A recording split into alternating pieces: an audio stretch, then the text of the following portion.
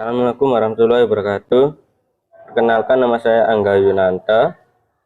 Saya akan mempresentasikan konsep tentang memori, klasifikasi memori, dan prinsip kerja memori. Yang pertama, konsep dasar memori. Memori adalah pusat dari operasi pada sistem komputer modern. Berfungsi sebagai tempat penyimpanan informasi yang harus diatur dan dijaga sebaik-baiknya. Memori adalah array besar dari word atau bit yang disebut alamat.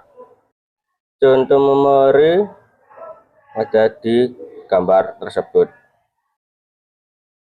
Jenis-jenis memori yaitu 1. Memori kerja. 2. ROM atau EEPROM atau EEPROM. 3. RAM. 4. Cache memori. 5. Memori dukung. 6. Flash disk, hard disk, CD, dan lain-lain.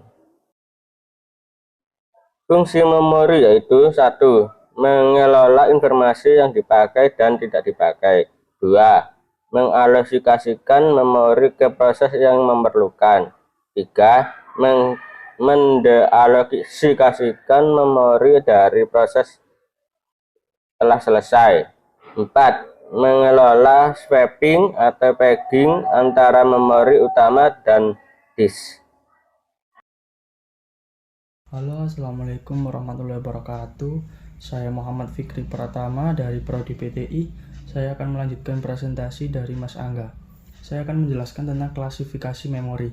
Berdasarkan fungsi dan karakteristiknya, maka media penyimpanan pada komputer atau memori ini dapat diklasifikasikan menjadi 2 bagian, yaitu yang pertama memori internal, yang kedua memori eksternal. Nah, 1. Memori internal. Memori internal ini tidak diperuntukkan untuk menyimpan sebuah data layaknya hard disk, disket, atau flash disk. Namun memori internal ini digunakan untuk akses data secara cepat oleh prosesor. 1. Contohnya ROM, read only memory. Tidak seperti RAM, data atau konten yang berada di ROM ini tidak akan hilang meskipun komputer dimatikan. 2. RAM, random access memory. RAM merupakan media penyimpanan sementara yang datanya dapat diakses secara acak atau random. Data yang tersimpan akan menghilang saat komputer dimatikan. Yang kedua, memori eksternal. Memori eksternal merupakan media penyimpanan komputer yang bisa digunakan untuk menyimpan data komputer dalam jumlah besar. Memori eksternal ini juga masih bisa diklasifikasikan menjadi beberapa bagian lagi, diantaranya ada optical storage device, R atau RW atau DVD, C magnetic storage device, D flash memory device. Prinsip kerja memori yang pertama itu di sistem ini, memori adalah urutan byte yang dinomori seperti sel-sel atau lubang burung dara. Masing-masing berisi potong kecil informasi.